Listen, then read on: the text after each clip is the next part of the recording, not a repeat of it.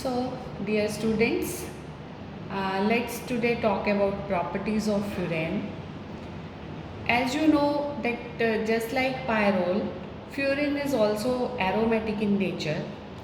But now we know that aromatic energy of furan is 72 kilojoule per mole. Means it's minimum out of the three. Pyrrole की 100, thiophenes की 125. When resonance energy is low, it means it's less aromatic, but simultaneously it means it's very reactive. जो compound जितना कम stable होगा उसकी reactivity उतनी ज़्यादा होगी. तो because stability and reactivity they are inversely related to each other, right? But still it's aromatic. Just like pyrrole, इस furan की भी 5 रेजोनेटिंग स्ट्रक्चर्स होती हैं, जैसा कि हम ऑलरेडी स्ट्रक्चर में ड्रॉ कर चुके हैं. तो उसी तरह से उन रेजोनेटिंग स्ट्रक्चर होने की वजह से it's aromatic in nature and therefore it shows electrophilic substitution reactions. जैसा मैंने लास्ट टाइम में बताया था कि कोई भी एरोमेटिक कंपाउंड जिसमें standard compound of course benzene होता है, तो that shows electrophilic substitution reactions. और वो क्या क्या होती हैं? Nitration, sulphonation, Friedel Crafts reaction, halogenation, etcetera etcetera. अब let's talk about first electrophilic substitution reactions of furan. I have started here with nitration. There is a reason for that कि हमने halogenation से शुरू क्यों नहीं किया है, क्योंकि जैसा हमने बोला कि furan is very reactive compound, तो इसकी हैलोजिनेशन रिएक्शन डायरेक्ट फ्यूरेन की नहीं हो पाती हैं, तो हम इनडायरेक्ट मेथड से हैलोजिनेटेड प्रोडक्ट बनाएंगे. So first about nitration. Nitration here is done with acetyl nitrite. CH3COO NO2 is called acetyl nitrite. This gives us 2-nitrofuran. Again, just like pyrrole, you can see here कि हमने nitric acid use नहीं किया, concentrated nitric acid use नहीं किया, जो कि एक strong nitrating agent होता है, बिकॉज दैट में रप्चर द रिंग, दैट में पॉलीमराइज द रिंग. ठीक है, डिपेंडिंग अपॉन द कंडीशंस वो फ्यूरेन की स्ट्रक्चर में चेंजेस ला सकता है और instead of doing the electrophilic substitution reaction. So again you can see कि हमने माइल्ड रीजेंट यूज़ किया है for nitration. Moving on to next one, that is sulphonation. Sulphonation के लिए हम यूजुअली क्या यूज़ करते हैं बेंजीन के केस में? Concentrated H2SO4. लेकिन पायरोल की तरह यहाँ फ्यूरेन में भी हमने क्या यूज़ किया है? Sulphonating agent use is sulphur trioxide in presence of pyridine. PY means it's a symbol for pyridine. So again we get 2 substituted product and the name for that is furan 2-sulfonic acid. Right. Coming to Friedel-Crafts reaction. Friedel-Crafts acylation reaction benzene में जब हम करते थे तो क्या use करते थे? We use to use acetyl chloride या acetic anhydride in presence of strong catalyst like aluminium chloride. Here we are of course using acetic anhydride, but now the catalyst used is BF3 in presence of diethyl ether, जो आपस में coordinate compound बना लेते हैं, and temperature is very low, only 25 degrees Celsius, and we get 2-acetyl furan. ये conditions जो मैं explain कर रही हूँ, इन पे stress दे रही हूँ, इनका यही purpose है so that you can understand that we are using very mild conditions. और क्यों माइल्ड कंडीशन यूज़ करनी पड़ रही हैं? क्योंकि फ्यूरेन खुद से बहुत रिएक्टिव है. तो अगर हम कंडीशंस और स्ट्रॉन्ग यूज़ करते हैं तो रिएक्शन या तो बहुत विग्रस हो जाती है जिससे रिंग रप्चर हो जाती है, या फिर अगर हम एसिड यूज़ करते हैं तो in presence of acid you will see in the next reaction इसमें पॉलीमराइजेशन रिएक्शंस हो जाते हैं. ठीक है, so we use mild condition. अब रिएक्टिविटी जैसा हमने पहले कहा कि बहुत ज़्यादा है फ्यूरेन की, इसलिए it also undergoes some reactions जो कि शो करता है कि फ्यूरेन बहुत रिएक्टिव है और उसकी रिएक्टिविटी बेंजीन से भी ज़्यादा है। जैसा हमने पायरोल में भी किया था, गेटरमैन रिएक्शन पायरोल ने भी शो की थी और उस वजह से हमने कहा था कि पायरोल की reactivity is equivalent to that of phenol. यहाँ पे भी वही हम शो करना चाह रहे हैं कि फ्यूरेन की रिएक्टिविटी बहुत ज़्यादा है बेंजीन के कंपैरिजन में और ये गेटरमैन रिएक्शन शो करती है। गेटरमैन के लिए जो रीजेंट यूज़ किया जाता है that is HCN, HCl and then hydration is done and then we get furfural. जो दो पोजीशन पे एट पोजीशन 2 CHO ग्रुप लग जाता है दैट इज़ फरफ्यूरल्डिहाइड या in short we call it furfural. Leave it over here अभी कि Gattermann reaction में फरफ्यूरल बन जाता है। Second next reaction again depicting its more reactive than benzene that is Gomberg reaction. Gomberg reaction के जो reagent है वो क्या होता है, benzene diazonium chloride in presence of NaOH। तो we get to aryl furan and nitrogen is released. तो coupling reaction हो जाती है। Coupling reaction is typical of aniline, है ना, जैसे फिनोल बेंजीन से ज़्यादा रिएक्टिव है ऐसे एनिलीन भी बेंजीन से ज़्यादा रिएक्टिव है। तो what we want to convey is कि फ्यूरेन की रिएक्टिविटी बेंजीन से ज़्यादा है और it is comparable to that of phenol और ऑफ द एनिलीन। तो गॉम्बर्ग रिएक्शन जो है that is a kind of coupling reaction, ठीक है। तो 2 एराइल या 2 फिनाइल फ्यूरेन बन जाता है। Next, when it is treated with N-butyl lithium in presence of ether, we get lithiated furan, ठीक है, 2 लिथिएटेड फ्यूरेन मिल जाता है। तो अब ये क्या शो करता है कि ब्यूटेन इसमें से निकल गई। मतलब क्या हुआ कि C4H9 डेल्टा नेगेटिव था, Li डेल्टा पॉजिटिव था।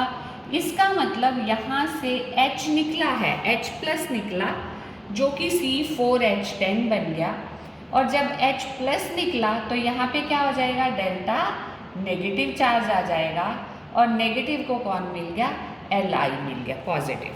तो हमें लिथिएटेड फ्यूरेन मिल जाता है। Likewise another reaction that is mercuration reaction. तो when furan is treated with mercuric chloride in presence of sodium acetate, then we get 2-chloromercury furan. Again it indicates कि यहाँ से H plus निकला है, उसने एक Cl माइनस यहाँ से लिया है, HgCl पॉजिटिव इस पे अटैच हो गया। तो हर केस में हम यही दिखाना चाह रहे हैं कि जो पॉजिटिव आयन है that is attacking the ring because ring is electron rich. मतलब ये सारी जो रिएक्शंस हमने शो की हैं वो इलेक्ट्रोफिलिक सब्स्टिट्यूशन रिएक्शन की है। इलेक्ट्रोफाइल खुद क्या होता है, इलेक्ट्रॉन लविंग, मतलब खुद से वो क्या होते हैं, पॉजिटिव आयंस होते हैं। तो positive ions are attacking the negative side, this is the negative side. और हर जगह में हम देख रहे हैं कि 2 position which is also called alpha position, वहाँ पे इलेक्ट्रोफाइल का अटैक हो रहा है और रिएक्टिविटी फ्यूरेन की सिंपल बेंजीन से कहीं ज़्यादा होती है। Now coming to the halogenation reaction. First I think कि तुम्हारे दिमाग में आ रहा होगा कि हेलोजिनेशन का क्या रहा। जैसा मैंने कहा कि फ्यूरेन क्योंकि बहुत रिएक्टिव है डायरेक्ट हेलोजिनेशन नहीं हो सकती, तो we use substituted product. Come to the last 2 reactions जहाँ पे हमें लिथिएटेड फ्यूरेन मिला था या 2-chloromercury फ्यूरेन मिला था। So when lithiated furan is treated with dry ice, dry ice क्या होती है, solid carbon dioxide. Dry ice is nothing but solid carbon dioxide. तो when it is treated with CO2 and then hydration is done, hydrolysis is done, we get COOH at the position 2, मतलब हमें मिल जाता है furoic acid, ठीक है। अब furoic acid क्योंकि COH group कैसा होता है, इलेक्ट्रॉन विड्रॉइंग ग्रुप होता है, रिंग बहुत इलेक्ट्रॉन रिच थी, इसलिए बहुत रिएक्टिव थी। अगर हमने इलेक्ट्रॉन विड्रॉइंग ग्रुप लगा के इसकी इलेक्ट्रॉन डेंसिटी को कम किया है तो इसकी रिएक्टिविटी को कम कर दिया है। अब हम यहाँ पे ब्रोमीन का जब अटैक कराते हैं तो अगर इस तरह से चल रहे हैं तो 2 पे COH था तो 5 पे Br लग जाता है, ठीक है। अब इसकी सब्स्टिट्यूशन हो जाती है क्योंकि COH लगने के बाद रिएक्टिविटी कम हो गई है। अगेन रिमेंबर पायरोल, उसमें भी हमने बताया था कि अगर हमने डीकार्बोक्सिलेशन करनी है, CO2 ग्रुप को हटाना है, तो क्विनोलिन की प्रेजेंस में क्विनोलिन के साथ हीट करो in presence of copper as catalyst, तो CO2 निकल जाती है -CO2 और Br लगी रह जाएगी। दिस इज ऑल्सो कॉल्ड 2-ब्रोमो फ्यूरेन। मतलब इस तरफ से नंबरिंग करो तो ये पोजीशन 2, ये 5 थी। जब ये चला गया है CO2 ग्रुप बन के तो एक Br लगा रह गया, तो नंबरिंग अब हम इधर से इधर चलें, क्लॉकवाइज चलें, तो this is also position 2। Oxygen is always number 1, उसके साइड वाली पोजीशन 2, ठीक है। ऐसे ही नेक्स्ट पे आते हैं हम कि अगर हमने मर्क्यूरेशन की थी तो हमें मिला था 2-क्लोरो मर्करी फ्यूरेन, मतलब HgCl लगा था। क्योंकि ये मेटल है, metal is again delta positive charge होता है इस पे, मतलब इट्स ऑल्सो इलेक्ट्रॉन विड्रॉइंग। तो इस फ्यूरेन की रिएक्टिविटी को कम किया है बिकॉज इसमें इलेक्ट्रॉन डेंसिटी को खींच लिया है मरकरी ने। तो this compound can be now halogenated. तो अगर हम ब्रोमीन से रिएक्शन करते हैं तो ये ग्रुप रिप्लेस हो जाता है बाय Br। I2 से रिएक्ट करते हैं तो इट्स रिप्लेस्ड बाय I, और अगर एसिटाइल क्लोराइड से करते हैं रिएक्ट तो it's replaced by COCH3 group. मतलब 2-ब्रोमोफ्यूरेन, 2-आइडोफ्यूरेन या 2-एसिटाइल फ्यूरेन बड़ी आसानी से मिलते हैं हमें by this mercurochloride salt. So this reaction that is very important कि अगर हम ऐसा बना लेते हैं पहले तो हमें हैलोजिनेटेड फ्यूरेन्स भी मिल सकती हैं। सो that was about the electrophilic substitution reactions. अब थोड़ी सी और एक्सप्लेनेशन देंगे हम किस चीज की। Come to the Gattermann reaction. Gattermann reaction से हमें एल्डिहाइड सब्स्टिट्यूटेड मिल जाते हैं। जैसे अगर पायरोल था तो पायरोल का एल्डिहाइड बन गया था, अगर ये फ्यूरेन है तो ये फ्यूरेन का एल्डिहाइड बन जाता है, ठीक है। इसको मैं थोड़ा और क्लियर करके लिख देती हूँ। This is CHO group over here, aldehyde है और इसको फरफ्यूरल्डिहाइड या फरफ्यूरल बोलते हैं। अब ये जो फरफ्यूरल्डिहाइड है इसकी रिएक्टिविटी किसके इक्विवेलेंट है? बेंजल्डिहाइड के इक्विवेलेंट है। जैसे बेंजल्डिहाइड की रिएक्शंस याद करो, benzaldehyde shows many condensation reactions, many oxidation reduction reactions. कैनिज़ेरो reaction का नाम तुमने सुना है, बेंजोइन कंडेंसेशन का नाम सुना है जब बेंजल्डिहाइड पढ़ते थे, ठीक है। तो फरफ्यूरल्डिहाइड ऑल्सो शोज कैनिज़ेरो रिएक्शन। जब हम एक्वस NaOH डालते हैं किसी भी एरोमेटिक एल्डिहाइड में, जैसे बेंजल्डिहाइड में, तो अगर बेंजल्डिहाइड से मैं तुम्हें ये बताऊं कैनिज़ेरो reaction, so this is benzaldehyde, और जब हम इसकी कैनिज़ेरो रिएक्शन करते हैं, एक्वस NaOH के साथ रिएक्शन करते हैं, तो हमें 2 प्रोडक्ट मिलते हैं। One is benzyl alcohol and other is benzoic acid. This is called cross oxidation and reduction reaction. इसका एक मॉलिक्यूल रिड्यूस हो गया, दिस इज रिड्यूस्ड फॉर्म, और दूसरा मॉलिक्यूल ऑक्सीडाइज हो गया, तो दिस इज ऑक्सीडाइज फॉर्म। अगर हम बेंजल्डिहाइड की ऑक्सीडेशन करें तो क्या मिलेगा? Benzoic acid. रिडक्शन करें तो क्या मिलेगा? Benzyl alcohol. तो यहाँ पे क्या हो रहा है? एक मॉलिक्यूल ऑक्सीडाइज हो रहा है, दूसरा रिड्यूस हो रहा है। सेम ओवर हेयर फरफ्यूरल की जब हम कैनिज़ेरो करते हैं तो एक मॉलिक्यूल रिड्यूस हो रहा है यानी फरफ्यूराइल अल्कोहल मिल रही है, दूसरा ऑक्सीडाइज हो रहा है यानी फ्यूरोइक एसिड मिल रहा है। इनफैक्ट मैंने सोडियम फ्यूरेट लिखा क्योंकि जब NaOH है, बेस है, तो furoic acid will be giving it sodium salt, COOH ना होके COON है, ठीक है। इसी तरह से नेक्स्ट इज बेंजोइन कंडेंसेशन, कि जब हम एरोमेटिक एल्डिहाइड, जैसे ये भी था बेंजेल्डिहाइड, ऐसे ही जब फरफ्यूरल की बेंजोइन कंडेंसेशन करते हैं इन प्रेजेंस ऑफ एल्कोहलिक KCN, तो it undergoes oxidation reduction reaction, और फिर वो आपस में क्लब भी कर रहे हैं। उसी तरह से दो मॉलिक्यूल हैं फरफ्यूरल के, एक रिड्यूस और दूसरा oxidise, but now they are joined together. तो अगर हम बेंजेल्डिहाइड से करते तो हमें बेंजोइन मिलता था, इसी वजह से उसका नाम बेंजोइन कंडेंसेशन पड़ा।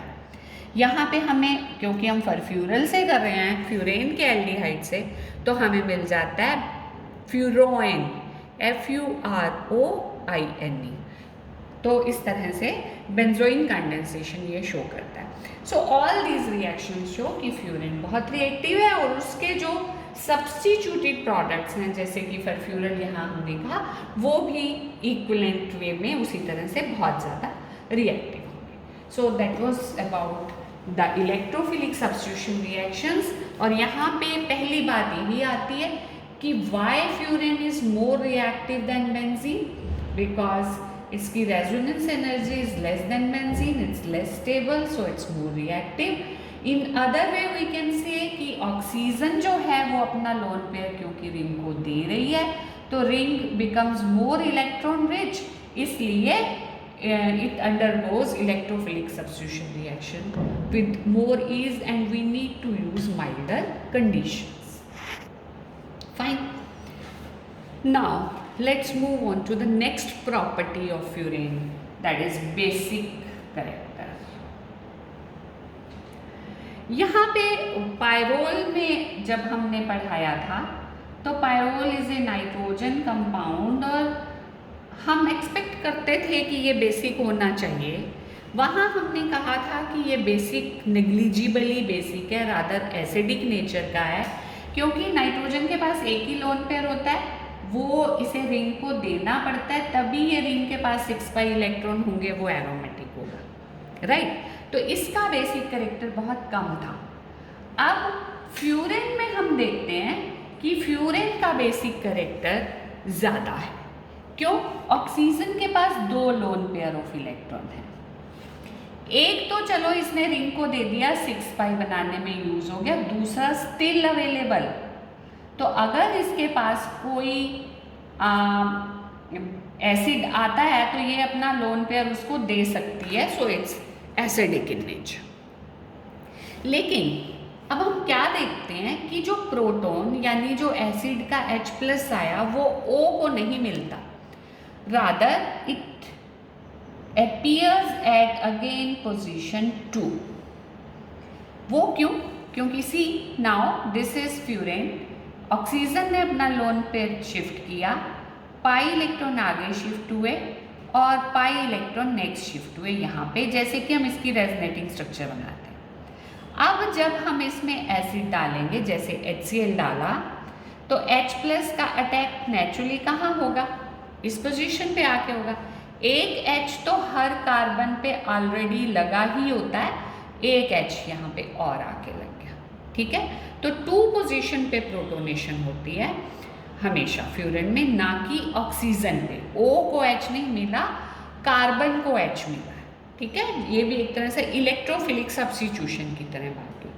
अब अगर बहुत सारे फ्यूरेन मॉलिक्यूल्स और प्रेजेंट होंगे तो ये आगे पॉलीमराइजेशन शो करता है और पॉलीमर्स बना देता है। यहाँ पे एक चीज़ मैं फिर से कहना चाहूँगी कि जब हमने नाइट्रेशन, सल्फोनेशन, इस तरह की इलेक्ट्रोफिलिक सब्स्टिट्यूशन बताई थी, तो हमने कहा था कि हम स्ट्रॉन्ग रीजेंट यूज़ नहीं कर सकते, HNO3, H2SO4 नहीं कर सकते, क्योंकि इन दैट केस क्या हो जाएगा? प्रोटोनेशन हो जाएगी, प्रोटोनेशन हो जाएगी instead of electrophilic substitution of the nitro group और of the sulphonic acid group, H लग जाएगा और फिर पॉलीमराइजेशन हो जाएगी। इसलिए हम इसकी जो रिएक्शन है electrophilic substitution reaction, acidic conditions उसमें नहीं यूज़ करते। Next reaction that is ring cleavage reaction of furan. अगर हम सब्स्टिट्यूटेड फ्यूरेन लें जैसे कि 2,5 डाइमिथाइल फ्यूरेन जो कि हमें पालनोर सिंथेसिस से मिलता है, अगर बड़ी ध्यान से इसकी हम रिएक्शन कराते हैं एक्वस सल्फ्यूरिक एसिड के साथ, aqueous H2SO4 means naturally dilute H2SO4, तो रिंग रप्चर हो जाती है और रिंग रप्चर से हमें क्या मिलता है, CH3 C double bond O CH2 CH2 then COCH3 and this is called acetonyl acetone.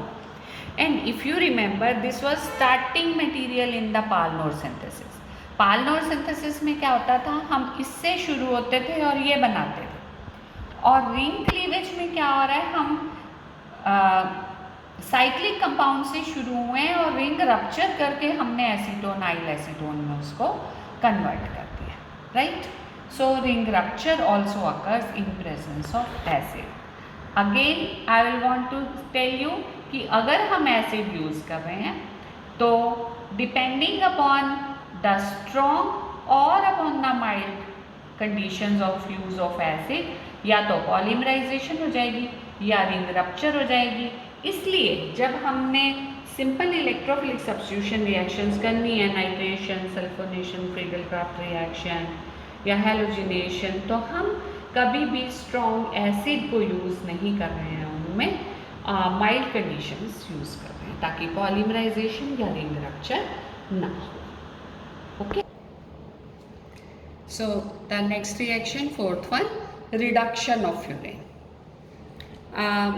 When furan is treated with strong reducing agent like nickel and hydrogen, we call it catalytic reduction.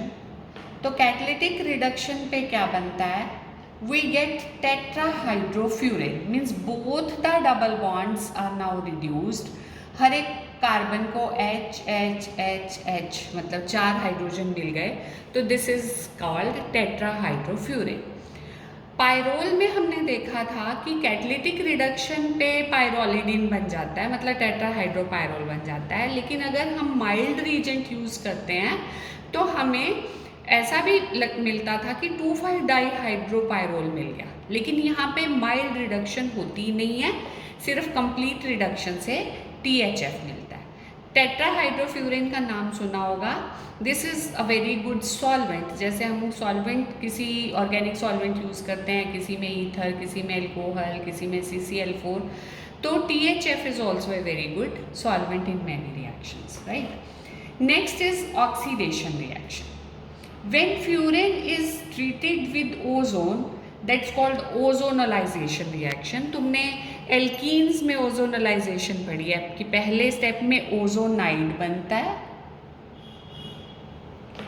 और फिर further rupture होती है और aldehyde बनता है। तो उसी तरह जैसे एल्कीन्स की ओजोनलाइजेशन होती थी, ऐसे ही ऑक्सीडेशन या ओजोनलाइजेशन होती है फ्यूरेन की, और पहले स्टेप में ये ओजोनाइड बनता है और फिर ozonide undergoes rupture to form succinaldehyde, ठीक है, मतलब ऐसे यहाँ पे रप्चर हो जाती है। अब नेक्स्ट जो है, next reaction of furan is Diels-Alder reaction. Pyrrole में मैंने एक रेफरेंस सा दिया था कि डील्स-एल्डर रिएक्शन पायरोल में नहीं हो पाती, इंस्टेंट उसमें सब्स्टिट्यूशन ही होती है। लेकिन यहाँ पे हम देखते हैं कि जो फ्यूरेन है, this behaves sometimes as conjugated diene. Conjugated dienes क्या होती हैं, जैसे अगर मैंने ये लिखा, दिस इज कॉल्ड 1,3-ब्यूटाडाइन, है ना, 1 2 3 4 4 कार्बन और डबल बॉन्ड 1 और 3 पोजीशन पे, तो one three butadiene which is a conjugated diene. खुद फ्यूरेन, थायोफीन या पायरोल एज डाइन बिहेव नहीं करते क्योंकि उसमें रिंग बन जाती है, और रिंग का जो हेटेरो एटम है वो क्योंकि अपना लोन पेयर रिंग को देके उसे एरोमेटिक बना रहा है, तो इन कंपाउंड्स का बिहेवियर कंजुगेटेड डाइन्स के बिहेवियर से अलग होता है।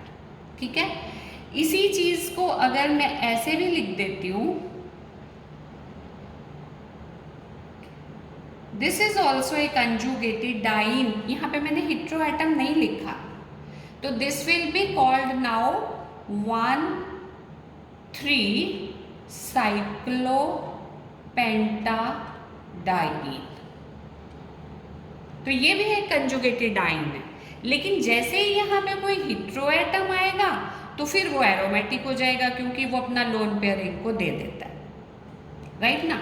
लेकिन अब हम क्या देख रहे हैं कि जो फ्यूरिन है वो इस सिंपल 1,3 साइक्लोपेंटाडाइन की तरह भी बिहेव करती है, because it undergoes Diels-Alder reaction. अगर मैं डील्स-एल्डर रिएक्शन को थोड़ा एक्सप्लेन करूं तो क्या होती है कि this is a diene and this is some alkene. ठीक है, this is diene and this is dienophile. तो इनोफाइल का इस पे अटैक होता है, इट अंडरगोज साइक्लाइजेशन, और हमें जो प्रोडक्ट मिलता है वो मिल जाता है साइक्लोहेक्सीन। तो साइक्लिक प्रोडक्ट बन जाता है इससे। डील्स-एल्डर रिएक्शन ये टिपिकल होती है, बेसिक। यहाँ पे भी इमेजिन करो this is double single double, जैसे ये डाइन था, फिर ये इनोफाइल डबल बॉन्ड, यहाँ पे मैंने ये मैलिक एनहाइड्राइड ले लिया है as dienophile. Same way reaction हुई, इसने अटैक किया इस बॉन्ड पे, ये आगे शिफ्ट, ये आगे साइक्लाइज कर रहा है, और ये एक मल्टी साइक्लिक कंपाउंड बन जाता है। साइक्लिक तो ये क्योंकि ऑलरेडी थे, यहाँ पे ये और जुड़ गए तो और साइक्लिक एक कंपाउंड बन गया। तो ये डील्स-एल्डर प्रोडक्ट या डील्स-एल्डर एडक्ट कहलाता है। ठीक है, तो जो 1,3 डाइन्स रिएक्शन शो करती थी वो फ्यूरिन ने की, यानी इस ऑक्सीजन हेटेरो एटम का जो रोल आ रहा था यहाँ पे वो नहीं दिखाई दे रहा। ऐसे ही अगर हम इसकी बेंजाइन से रिएक्शन करते हैं, दिस इज बेंजाइन, कि बेंजीन तो है ही और एक बॉन्ड और है, यहाँ पे ट्रिपल बॉन्ड है अगर, तो this is called benzyne. Same way cyclisation reaction and we get the Diels Alder adduct. तो ये डील्स-एल्डर रिएक्शन ना तो पायरोल शो करता है ना थायोफिन शो करती है, ये सिर्फ फ्यूरिन शो करती है। सो फ्यूरिन यहाँ पे 1,3 साइक्लोपेंटाडाइन की तरह भी बिहेव कर रही है, और उसका ऑक्सीजन यहाँ पे अपना रोल प्ले नहीं कर रहा। ठीक है, तो ये Diels Alder reaction. And now the last reaction, that is reaction with carbenes. Carbenes बहुत अनस्टेबल कंपाउंड होते हैं और they can be obtained very easily by photolytic reaction. जैसे कि अगर हमारे पास CH2N2 है तो नाइट्रोजन आसानी से निकल सकती है और हमें ये कार्बीन मिल जाती है, मिथाइलिन कार्बीन मिल जाती है। अब ये मिथाइलिन जो कार्बीन है, ये double bond is also made up of 2 electron, और ये हमने रेडिकल का अटैक दिखाया, this is half headed arrow. तो यहाँ पे एक साइक्लिक कंपाउंड बन जाएगा, बाईसाइक्लो ये कंपाउंड बन गया। तो ये सारी रिएक्शंस शो कर रही हैं कि जो ये बॉन्ड है ये एक सिंपल बॉन्ड की तरह बिहेव कर रहा है, ना कि एरोमेटिक क्लाउड की तरह। तो फ्यूरिन की कुछ रिएक्शन जैसे डील्स-एल्डर रिएक्शन या reaction with carbene, they show कि यहाँ पे हम इस डबल बॉन्ड की रिएक्शन को भी डबल बॉन्ड को सिंपल डबल बॉन्ड की तरह यूज़ कर सकते हैं, ना कि as the aromatic cloud. So that was about different reactions shown by Furin. Go through these reactions, and with that we are over with Pyrrole and Furin. Thank you.